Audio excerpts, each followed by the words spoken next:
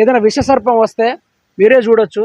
ఏదైనా విషసర్పాలు గిట్ల ఏమైనా వస్తే ఆ ఇండ్లు ఒక్కసారి చూడండి. వెనక నుంచి రాత్రి అయింది ఎప్పుడో, తెల్లారైంది ఎప్పుడో మనకు క్లారిటీగా అవుపడుతూనే ఉంది. వర్షం వస్తుందా రావట్లేదు అనేది మన ఇక్కడి నుంచి అవుపడతా ఉంది. ఆ సందులో పాము వచ్చినా, తేలు వచ్చినా, ఇక్కడ చుట్టుపక్కల అసలు ఏం లేని పరిస్థితి.